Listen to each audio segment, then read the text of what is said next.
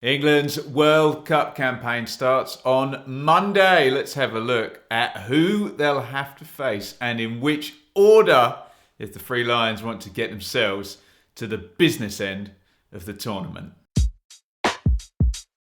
Right, let's try and unpick this draw. Give us a like and then throw in your comments at the end of the show. Before we do the groups, it's worth saying that the other groups in England's half of the draw contain the Netherlands, Argentina, and France. We've had nice runs, let's just say, in the last two tournaments. And while someone will always make a shock exit, the potential quarterfinals aren't looking too friendly. England are in Group B with USA, Iran, and Wales. The Three Lions are understandably favourites to win the group, and playing Iran first certainly helps. A lot of assumptions I will be making are on the basis that England are going to get off to a winning start against the Iranians.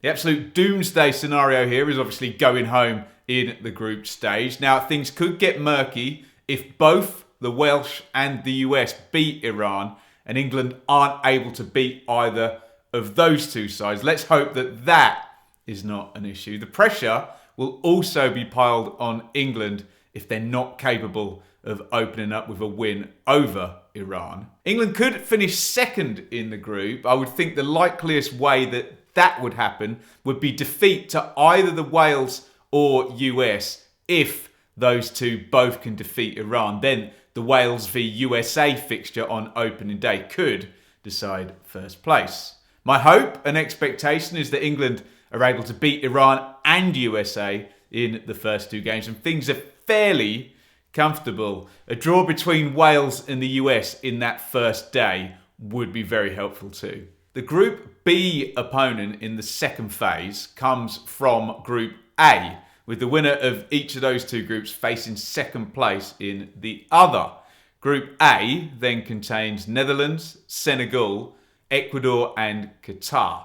Now, barring surprises, we'd expect Netherlands top, Qatar bottom, and then a big final day shootout between Ecuador and Senegal to decide second place. If things go to form in Group B and England finish top, that would see them face Ecuador or Senegal likely. Finishing second, they could come up against the Netherlands. I know which one I prefer. If England make the quarterfinals, this is where things might get very tricky. If the Three Lions got there by winning Group B, then the quarterfinal opponent will come from Group D. If they finish second in Group B, the quarterfinal opponent will come from Group C. Now let's assume things have gone to form. It's been a strong tournament and England won Group B and then dispatched second place in Group A. Now comes the winner of Group D, which would be either Tunisia, Australia, Denmark, or world champions France. Now, this is where a lot of people will understandably forecast the end of the road for England, as if everything goes to form, which it might not, it'll be France in the quarterfinals. But what about the other side of the draw? Well, a Group C opponent in the quarterfinals would mean either Saudi Arabia, Mexico, Poland, or Argentina.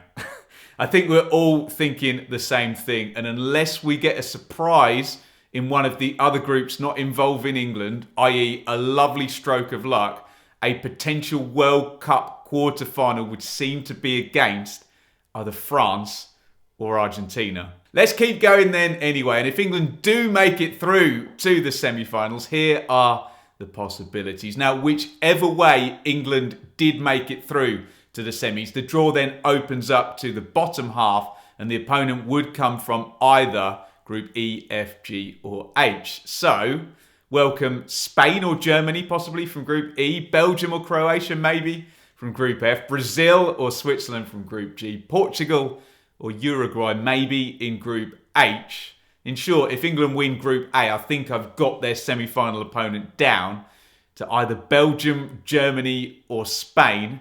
If England were to take the runners-up route through Group A, I think their semi-final opponent would likely be Germany or Spain again, and then you can throw in Brazil too. By the time we're all the way to the final, we've thrown enough stuff at the wall that the permutations are too great for me to tell you who it could possibly be. It's very easy to look at this before the fact and look at the big nations as invincible. But we know if England get there, then all bar one will have fallen. And there will be surprises. But if we do the favourites route, then it would likely be 5 times champions Brazil in the final.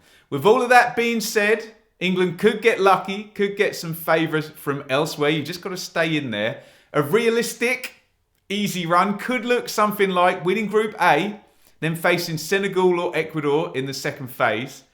Poland in the quarters, assuming they've done us a big favour against France somewhere along the way. 2018 conquerors Croatia could come up in the semis, and then maybe Uruguay in the final. Wishful thinking, of course, but not completely impossible. England's hardest route to the final, conversely, looks something like this.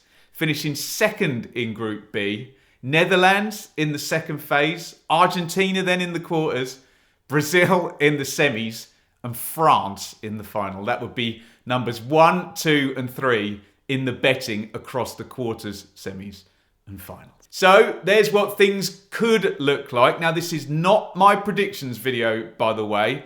Keep that powder dry. That's going to come in a few days. And get your opinions in via the comments on the draw. I will make my usual plea for balance around England's discussions. Being negative isn't the same as being clever, isn't the same as being right, but sadly tends to be the default position for a lot of England followers. Win, lose or draw, whoever is managing or playing for the Three Lions. We had a good look at the squad last week when it was announced. So if you want to stay on the England theme, then click up here to look at my breakdown of the men England will be relying on over in Qatar.